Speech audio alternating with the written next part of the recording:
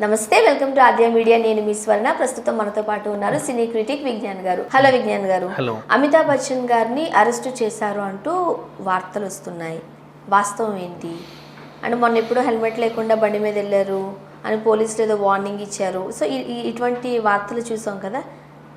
So confusion ఉంది ఎందువల్ల అనేది. నిజమేనా అంటే యాక్చువల్గా అదంతా కూడా ఒక షూట్లో భాగం. బేసిక్ అవునా? అదంతా ఒక షూట్లో భాగం. ఆ షూటింగ్ పిక్చర్ని వీళ్ళు షేర్ చేసుకున్నారు సరదాగా, ఒక సిరీస్ లాగా. వాళ్ళకి ప్రమోషన్స్కి ఉపయోగపడుతుంది. చాలా మంది అది నిజమే అనుకుంటారు. అయ్యో, దీంట్లో నెక్స్ట్ సిరీస్ కూడా ఉంది. వాళ్ళు ఏం చేశారు, దీని తర్వాత ఆ అబ్బాయి ఎవరైతే లిఫ్ట్ ఇచ్చాడో నాకు 10,000 రూపాయల జరిమానా వేశారు చూడండి పోలీసులు, మీకు లిఫ్ట్ ఇచ్చిన పాపానికి అని చూపించాడా అని చెప్పి చూపించాడు. అది వైరల్ అయిపోయింది.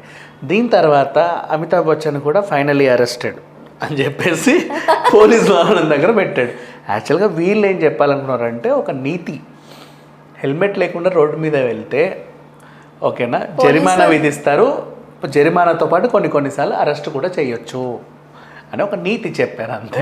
దానికి సెలబ్రిటీస్ కూడా అతిథులు కారు అన్నట్టుగా. ఎగ్జాక్ట్లీ. చాలా మంది మళ్ళీ నేనైతే నమ్మేశాను, నిజంగానే వెళ్ళారనుకున్నాను, నిజంగానే ఇదేదో జరుగుతుంది అనుకున్నా.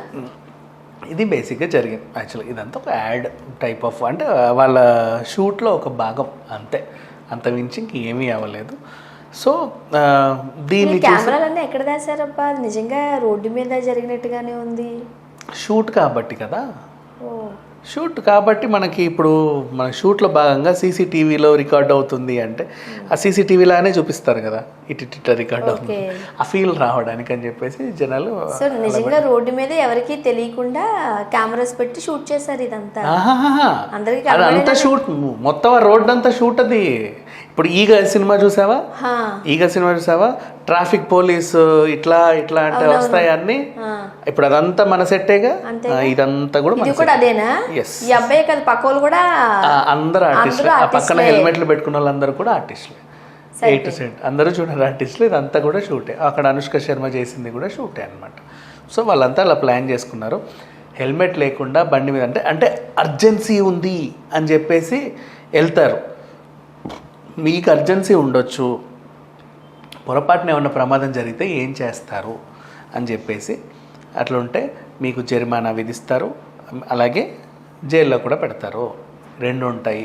దయచేసి వేగంగా నడపకండి, వెహికల్స్ సున్నితంగా వెళ్ళండి, నీట్గా వెళ్ళండి, ట్రాఫిక్ రూల్స్ పాటించండి.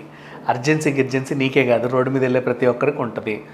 వాళ్ళు కూడా ఏటో వెళ్ళడానికే రోడ్డు ఎక్కుతారే తప్పితే రోడ్ల మీద తిరగడానికి రోడ్డు ఎక్కుతారు. ఇండైరెక్ట్ గా మేము కూడా షూటింగ్ స్పాట్ కి రోజు లేట్గా వెళ్ళడానికి ఇదే కారణం, అర్జెన్సీ ఉంది కదా అని మేము పరిగెట్టట్లేదు, స్లోగానే లేట్గా వెళ్తున్నాం చెప్పడమా? అంతగా కావాలంటే 1 గంట ముందు లేవండి, మీ రెగ్యులర్ కార్యక్రమాల్లో 1 గంట ముందు చేసుకోండి, అప్పుడు మీరు టైంకి ఉంటారు. మహా అయితే దాన్నే ఉంది. పంచువాలిటీ మెయింటైన్ చేయాలంటే ఏదైనా ఉంటుంది కదా.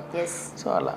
ఓకే, ముఖ్యంగా ఇలాంటివి మంచి పరిణామం అని అనుకోవచ్చు. సామాన్యులకి ఒక మంచి మెసేజ్ ఇస్తున్నట్టే అనుకోవచ్చు. కొన్నిసార్లు ఇలాంటివి వికటిస్తూ కూడా ఉంటాయి. అది వికటించడం వల్ల ఇప్పుడు యాడ్ ఫేమస్ అయింది. ఫస్ట్ ఆయన్ని అమితాబ్ బచ్చన్కి పోలీసులు నోటీసులు ఇట్లా చేశాడేంటి అట్లా చేశాడేంటి అని చెప్పేసి చాలామంది సీరియస్ అయ్యారన్నట్టుగా బాగా వైరల్ అయింది. వైరల్ అయ్యేసరికి అందరూ స్పందించారు దీని మీద. ఎంత సెలబ్రిటీ అయితే మాత్రం ఇలా చేస్తావా అలా చేస్తావా. అండ్ ఇంకొకరు, సరే నువ్వు పంచువల్గా టైంకి వెళ్తున్నావు, మరి నిన్ను దింపినోడు పాపం వాడు ఆఫీస్కి టైంకి పంచువల్గా వెళ్ళకూడదా? నెక్స్ట్ మళ్ళీ ఇది చేయడం తప్పు, నువ్వు ఎంత సెలబ్రిటీ అయితే అలా చేస్తావా ఇలా చేస్తావా. అటు అనుష్క శర్మ నేను పాయింట్ తీసుకొచ్చింది మీరే ఆ రోజు, వీడి పని ఎందుకు లేట్ చేయాలి మీరు అంటూ. అది నేను కూడా 4 కామెంట్లో చూసే నేను చెప్పాను. అవునా? 4-5 నాకు అనిపించింది. అది కూడా కామెంట్స్ 4 మంది చాలామంది రాసేసి ఒక పోస్ట్కి ఇన్ని ఉంటాయి కామెంట్లు, ప్రతి ఒక్కడు ఒక్కొక్క అభిప్రాయం అది. సో ఇలాగే చాలామంది కూడా చెప్పారు.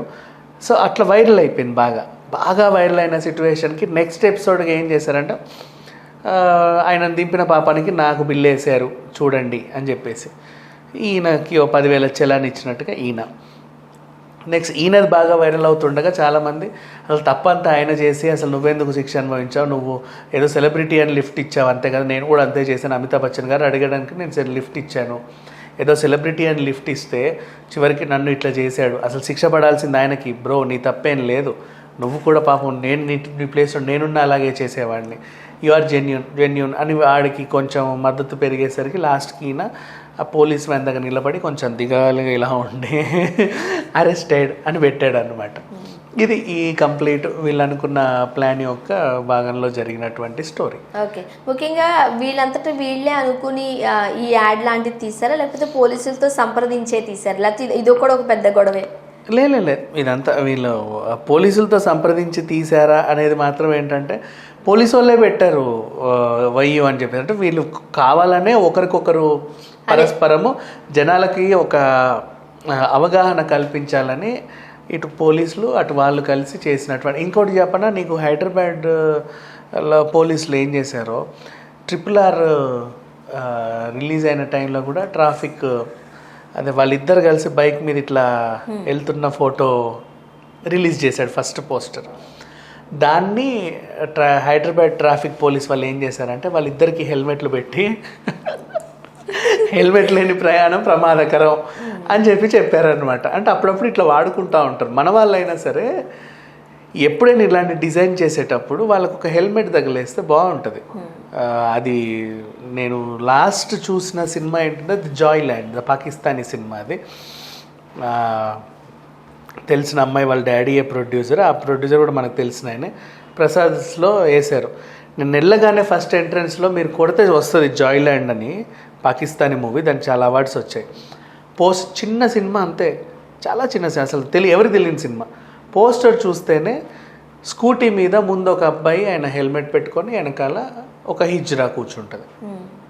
అంత అందంగా తీశారు. అంటే చూడు, అంటే స్కూటీ మీద మనిషి కూర్చుంటే హెల్మెట్ ఇచ్చారు వాళ్ళకి.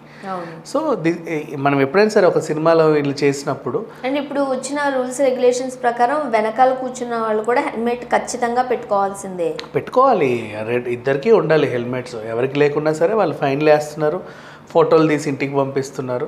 సో ట్రాఫిక్ రూల్స్ అనేవి అందరూ పాటించారు. వాళ్ళు చెప్పేది ఏంటి, వీళ్ళు ఏంటన్నా జుట్టు చెదిరిపోతుంది, అదైతుంది, ఇదైతుంది, అట్లుంది, ఇట్లుంది, ప్రాబ్లం అవుతుందని. బట్ మరి అంత ప్రాబ్లం ఉంటే కారు కొనుక్కొని వెళ్ళు, నేను ఎవడొద్దు అన్నాడు. నేను త్వరగా వెళ్ళాలి, నేను అందంగా వెళ్ళాలి, నా జుట్టు కూడా ఇట్లా ఎగురుతా ఉండాలి అంటే మరి ఏం చేస్తాం? కొన్ని ఉంటే ప్రతిదానికి సొల్యూషన్స్ ఉండవు. ఇవాళ రేపు కావాలని టెక్నాలజీ డెవలప్ అయినప్పటికీ కొంచెం స్పేషియస్ హెల్మెట్స్ కూడా దొరుకుతున్నాయి. అంటే హెయిర్ పాడవకుండా అవి కూడా కొనుక్కోవచ్చు, వాళ్ళు ఏమైనా చేసుకోవచ్చు. బట్ రోడ్డు మీద వెళ్ళేటప్పుడు మాత్రం జాగ్రత్తగా వెళ్ళాలి. ఎందుకంటే సెలబ్రిటీస్ అయినటువంటి వాళ్ళు కూడా రోడ్డు ప్రమాదంలో హెల్మెటే కాపాడింది కూడా మనం చూసాం సాయిధరమ్ తేజ్లో. ఆ రోజు అబ్బాయికి హెల్మెట్ లేకపోతే ఏమయ్యేదో మనకి తెలుసు. సో ఇట్లాంటి సిచ్యువేషన్స్ ఉన్నప్పుడు హెల్మెట్ పెట్టుకొని వెళ్ళడం మంచిది. అండ్ వీళ్ళు కూడా అందరికి ఒక అవగాహన కల్పిద్దామని యాడ్ తీసి.